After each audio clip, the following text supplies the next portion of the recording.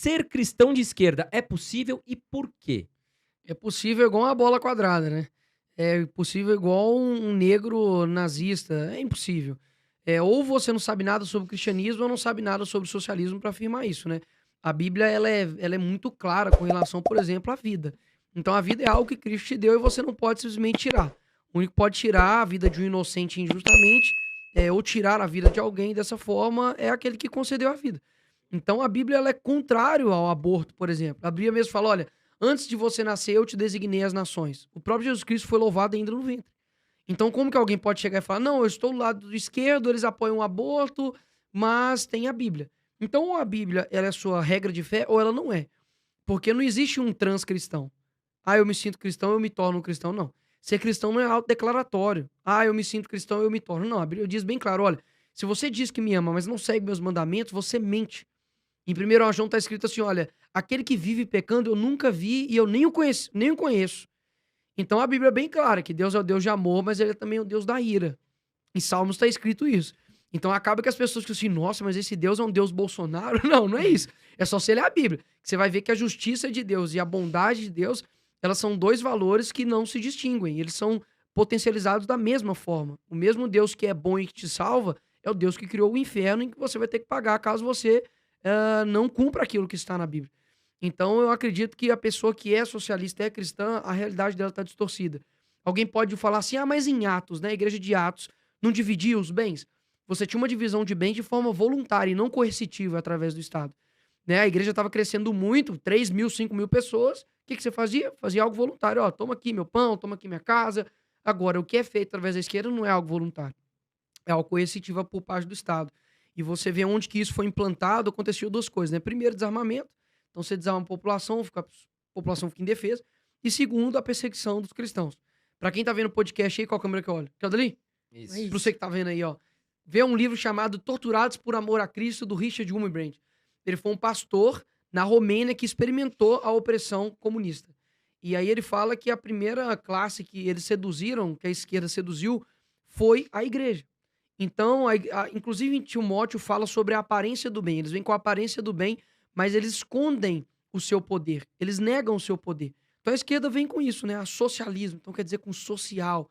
Ah, porque nós viemos para poder trazer igualdade. Você vê o PSOL, né? O PSOL é Partido Socialismo e Liberdade. Eu fico assim, mas onde que teve liberdade, onde foi implementado o socialismo? Então, são questões que você tem que parar e analisar, colocar peso contra peso. O que que um defende, o que que o outro defende. Você vai ver que não vai bater.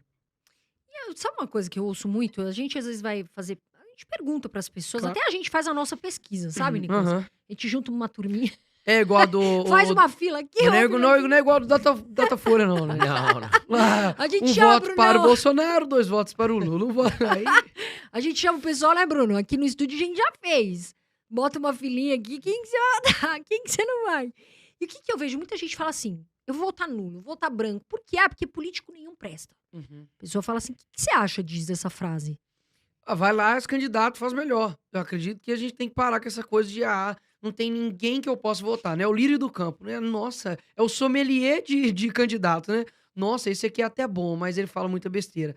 Ah, esse aqui poderia ser bom, mas ele não sabe sobre isso. Não vai existir um candidato perfeito.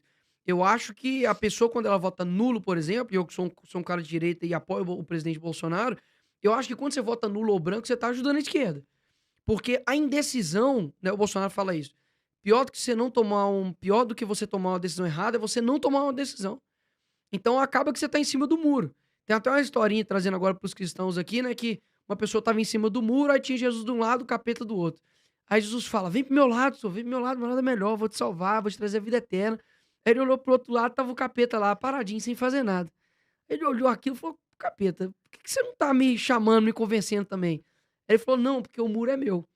Então, assim, a indecisão, ela é uma posição. Então, eu acho que você dá força para a esquerda quando você não se posiciona. E eu acho que por mais que não tenha, talvez, digamos, o candidato que você sempre quis, perfeito, mas eu chamo o Bolsonaro de o trator pavimentador, sabe? Ele é o cara que, do jeitão dele, meio coisa, mas ele tá pavimentando o caminho para depois você votar num cara que, ele é 100% perfeito e vamos votar nele. Então, eu acho que é besteira votar branco e nulo. Agora vamos falar sobre linguagem neutra, que é uma moda, algo que surgiu aí nos últimos anos, digamos Aham. assim. Você criou um projeto de lei, né, Nicolas, em BH, para que as escolas não tivessem a implementação dessa questão da linguagem neutra. Sim. Explica um pouquinho isso pra gente e explica o porquê que você criou esse projeto. Então, eu criei esse projeto a partir de uma discussão, na verdade, de uma polêmica que teve num colégio lá no Rio de Janeiro, onde, do nada, os pais receberam um comunicado escrito "Queridos alunos e pais", falando que eles iam adotar a linguagem neutra a partir daquele dia. E a linguagem neutra, para quem não sabe, é você mudar ali, né, o artigo A, artigo O, que significa o feminino e masculino, para o "é", ou se não o "x", ou se não o "arroba". Então, ao invés de falar boa noite a todos, eu vou falar boa noite a todes, para ser algo mais inclusivo. Porque tem pessoas que não consideram nem homem nem mulher, então é linguagem neutra ou um dialeto não binário, né? Onde você não especifica ali. Só que a população não binária no Brasil, se muito, é 2%. Então, peraí, os 98 agora vão se curvar perante 2%, e isso claramente é uma tirania da minoria, né? Da minoria. Então, o que eu fiz? Falei, opa, peraí. A gente sabe que a esquerda primeira trabalha na cultura, então ela vai nos desenhos, nos filmes, nos documentários, através das propagandas, e vai preparando a cultura para quando chegar na política, ninguém reclamar. Então eu não quero esperar que isso aconteça em Belo Horizonte. Da mesma forma, o que aconteceu no Rio de Janeiro, BH chega e fala assim, opa, do nada, meu filho tem que escrever aqui igual o Mussum, Cacildes, e escrever tudo em E. Então é um projeto de lei para trazer segurança, dizendo para os pais, olha, BH não quer linguagem neutra. Então é a proibição da linguagem neutra no município de Belo Horizonte, e gera sanção para a instituição que adote essa linguagem neutra. Então passou em primeiro turno, com a maioria dos votos, foram 34 votos a favor de 41, então somente 7, né, tiveram votos contrários, maioria obviamente de esquerda, e foi uma vitória de fato, porque durante muito tempo não teve isso em BH. Não teve alguém de direita, conservador, que, sabe, sempre a galeria era cheia de esquerdista, sempre eles se movimentavam, e agora está tendo uma parcela da população, que inclusive é a maioria, dizendo que, opa, nós estamos aqui e nós vamos proteger a língua portuguesa. Isso é no mundo todo ou só no Brasil, Nicolas? Não, no mundo todo. Jordan Peterson, né, um autor, filósofo, gosto muito dele, autor de 12 Regras para a Vida. Ele foi expulso da universidade, lá no Canadá, porque ele não quis adotar o pronome neutro. Então, para poder chamar as outras pessoas. E aí, André, é o seguinte, Carol, muita gente fala assim, mas qual que é o problema? Você tá achando muito chato, não? Nossa, deixa o povo falar boa tarde a todos, a todes, deixa as pessoas serem o que ela quiser. Você tem liberdade para ser o que você quiser. Inclusive a Bíblia fala isso. Cara, tudo é lícito. Então quer dizer que tudo pode, mas nem tudo convém e nem tudo edifica. Mas o que isso quer dizer? Que mesmo você não sendo cristão, você pode fazer o que você quiser. Uma outra coisa é você impor aquilo que você se sente.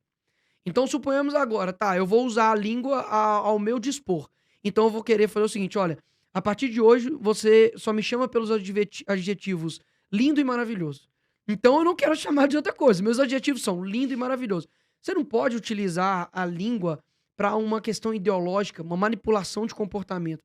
Então quer dizer que se eu tô olhando essa garrafa aqui, aí eu falo, gente, mas na verdade eu acho que essa garrafa é uma bola. Então eu tenho que negar a realidade. Basicamente é isso. Hoje a realidade não é mais aquilo que você vê, é aquilo que o interlocutor te impõe. Então se você se sente homem, eu sou obrigado a chamar a Carol de... Como que seria seu nome em homem, Carol? Carol. O Carolo, o Caruso. Já chamaria a Carol de Caruso. E você não, você é a Carol. Então, assim, isso é uma atividade pra você negar a realidade. O que mais nós não vamos negar em prol de uma militância? Então, agora, um homem pode entrar no banheiro de uma mulher, basta ele se sentir mulher. Então, as mulheres, elas são obrigadas a não se sentirem constrangidas, caso contrário, elas são transfóbicas.